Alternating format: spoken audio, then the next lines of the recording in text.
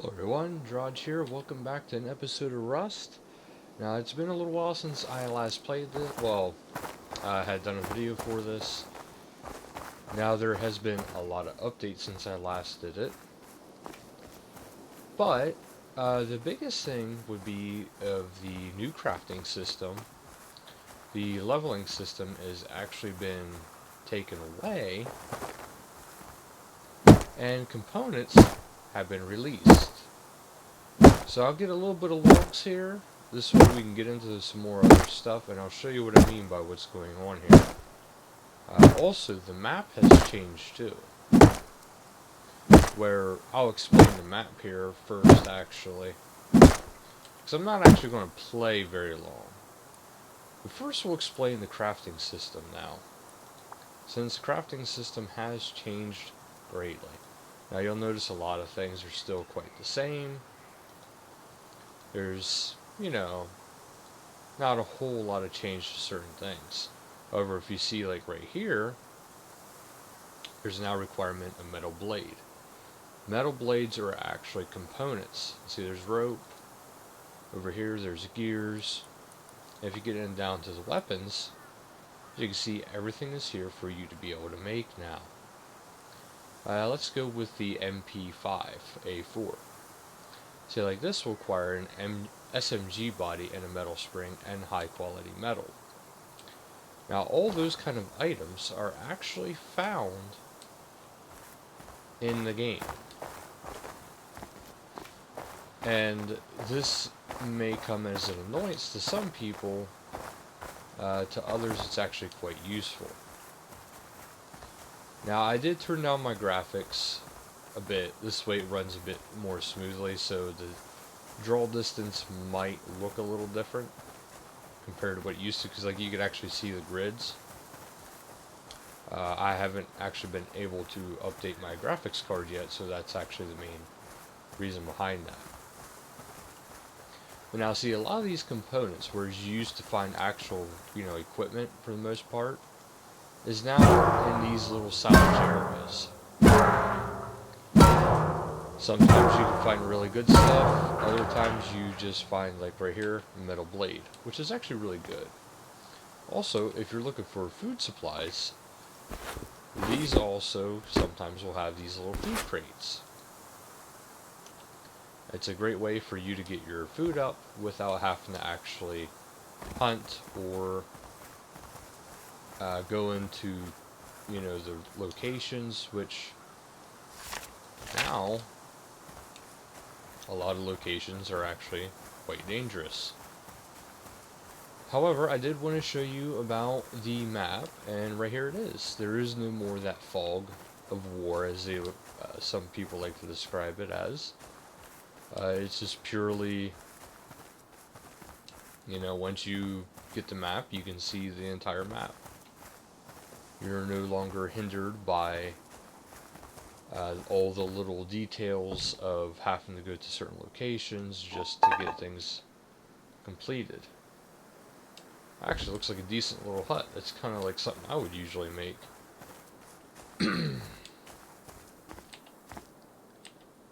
But yeah, as you can see, it's kind of nice. Now, you don't want to kind of waste your rock anymore because, well, it's rather hard to get stuff started without your rock. But I want to make my way to an actual... Yeah, it's a little too far out in the water for my base. But I actually want to get to one of the large monuments for you guys.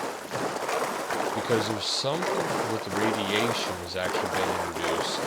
And I want to show you how that works. So, like, I'm not going to make a long series off of what was all released after this into Rust. But I do feel like it's noteworthy for people who do play Rust on a normal basis, or if you've been away for a little bit, to see what's been introduced. So, like, all those anti-radiation pills now have a use. And the hazmat suit now has a use. And also, the hazmat suit has been changed. It not only looks 100 times better, but it's actually just one big suit. So it takes up one equipment slot, and you put the suit on, which is really nice for the sake of convenience and spacing. Of course, you know, certain things you probably won't be able to wear with it, but that's kind of common sense.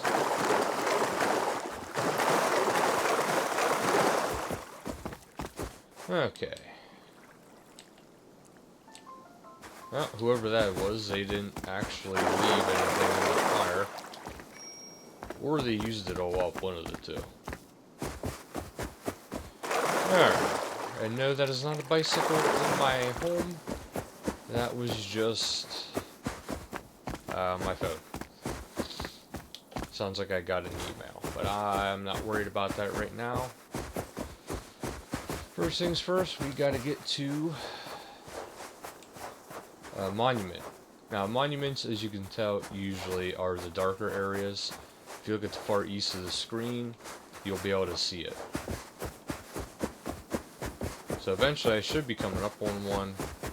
The food stuff like this is actually very useful.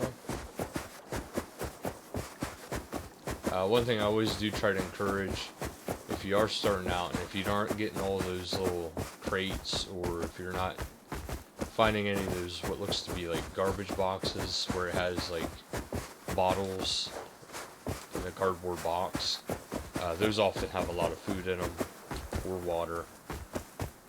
If you're not really finding any of those, but you're finding mushrooms, I would suggest, you know, find those mushrooms and build one of those fish traps right by the water.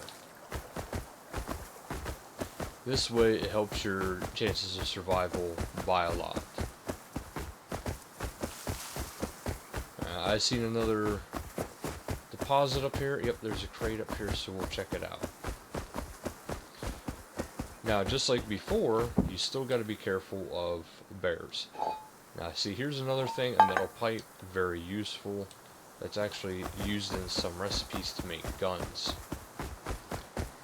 Personally, my favorite gun is the bolt action rifle, so that'll help out greatly for that. That actually looks like it might be somebody's base, but it looks a little too scattered for a base. What is that? It's somebody's base, alright. But I'm getting closer. Yeah, it's definitely somebody's base. I don't believe they added anything like that to structures. This is a PvE only server, so I'm not really surprised to see a structure like that made, because it's not really very secure. They're neat looking, yes, but really not secure. But I see what they're doing. They're building a base, and then they built platforms. This way they could avoid bear attacks. Because, well, bear and or wolf attacks. So what they did was actually pretty smart, essentially. And also, for any of those who do play this, another little pro tip when it comes to actually bears and wolves, if you have a platform like this here, see right over there's a bear, it does see me, but it can't get me now. I'm too high up. But this does present the problem of right there it is, it wants to get me, and that's one thing I hope they fix soon, is animals like that just being able to walk right through the environment. Unfortunately, this is actually going to kind of hinder my progress, because I wanted to get to the, oh, it's right over there too, there's a power plant. But this bear wants to eat me, so it's going to sit here and try to eat me. I guess in the meantime, let's show a little bit more with the crafting supplies until that goes away. So as you can see, yeah, there's the, you know, ammunitions. You know, these still kind of require the same kind of stuff. So occasionally you'll get low-grade fuel, or you'll get Like right here, some metal pipes for rockets. Nothing too real extravagant, but you know, there is a little bit more to it than there used to be. Your basic weapons don't really require much, so that is something to keep in mind. Some things haven't changed, like this. You know, they haven't really changed. Maybe some different things. Right here's another gun. If you ask me, it's actually pretty nice how they did it. So now, instead of, you know, just being able to go out and just do mass collect of blueprints or mass collect of, you know, supplies, etc., etc., now you actually have to go through and, like right here, you need sewing kits to make that jacket. Right there, you just need leather. But it's still the point of, you know, there's a few supplies you do need to do stuff now. Okay, right up there's that pig. Guess I probably should have kept an eye out for that bear.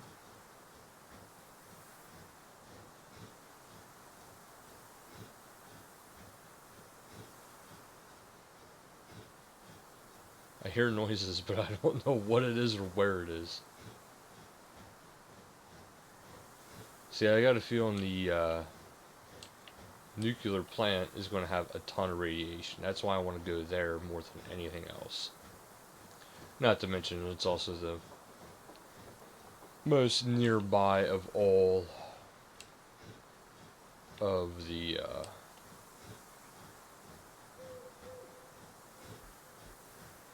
oh, there it is.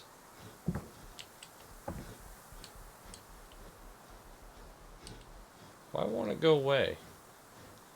Oh, that was a waste of a rock.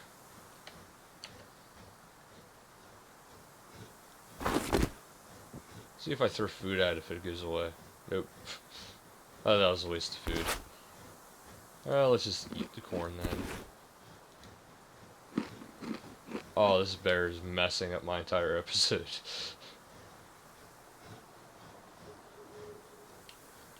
You would think it would just get bored and leave, but it's not going to.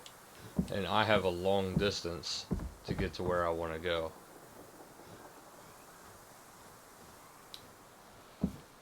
Here goes nothing.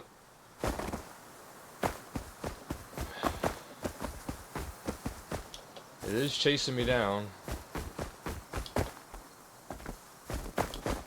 I'm just wondering if I can outrun it by going through all this kind of stuff. I highly doubt it, but yeah, if you do, a good way to tell if there is a bear nearby is to listen for it. If you have good surround sound headphones, you might be able to hear it coming, because you'll hear this like kind of like a stampede kind of sound. So use that to your fullest advantage. If you hear its footsteps, you know there's a bear nearby at least. I don't know who made this. I don't know if that bear is still coming. But it seems like I either lost the bear or it just wasn't after me anymore. I'm going to go with the fact of saying that it just wasn't after me anymore. Okay, so now for time for the radiation experiments.